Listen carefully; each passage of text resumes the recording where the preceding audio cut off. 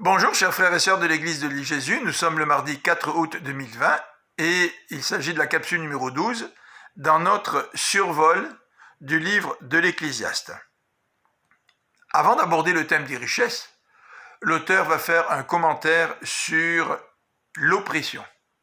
Verset 7 du chapitre 5. Si tu vois dans une région que les pauvres sont opprimés, que la justice et le droit sont bafoués, ne t'étonne pas trop de la chose, car chaque dirigeant dépend du pouvoir d'un supérieur, et au-dessus d'eux, il y a encore des supérieurs hiérarchiques.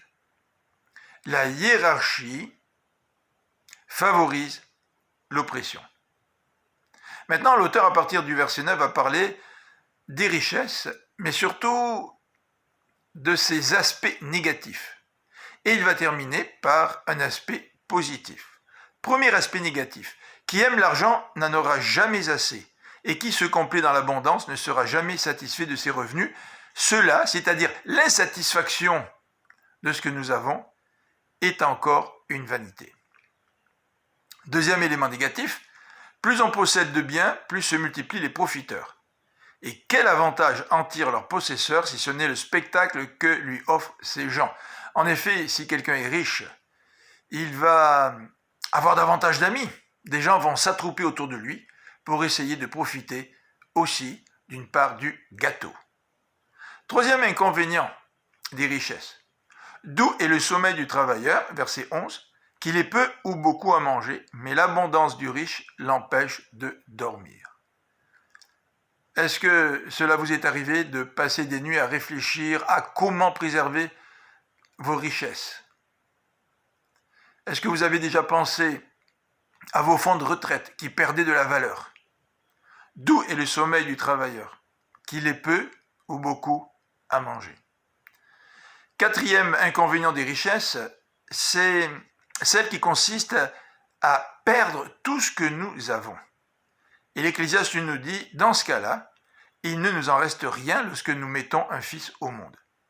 Et en parlant de cet homme, il dit au verset 14, il est sorti nu du sein de sa mère, et il partira comme il est venu, sans emporter dans ses mains une miette du fruit de son labeur. Qu'il reparte comme il était venu est aussi une terrible calamité. Quel avantage a-t-il donc à trimer ainsi pour du vent? Sa vie durant, ses jours s'écoulent bien sombres, pleins de chagrin, de souffrance et d'amertume, parce qu'il a tout perdu. Il a perdu toutes ses richesses. Mais l'auteur termine par une note positive. Voici ce que j'ai considéré comme bon pour ma part, verset 17. Il est approprié pour l'homme de manger, de boire et de goûter au bonheur au milieu de tout le labeur que lui donne tant de peine sous le soleil, pendant les jours que Dieu lui donne à vivre. C'est là sa part.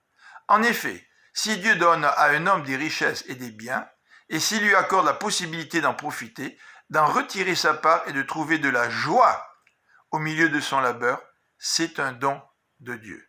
Ainsi, cet homme ne s'appesantit pas sur sa vie, puisque Dieu le tient occupé à la joie qui remplit son cœur. Dieu peut donner à quelqu'un la joie de son travail, la joie de ses richesses et de ses biens. Et au lieu d'en subir des conséquences négatives, eh bien cet homme se réjouit de ce que Dieu lui a donné. J'espère que le Seigneur vous donnera ou vous donne déjà la paix face aux biens matériels et qu'il vous donne cette joie pour que vous puissiez en profiter sans en subir les inconvénients que nous venons de souligner. Je vous souhaite une bonne fin de journée et que le Seigneur vous bénisse. À demain.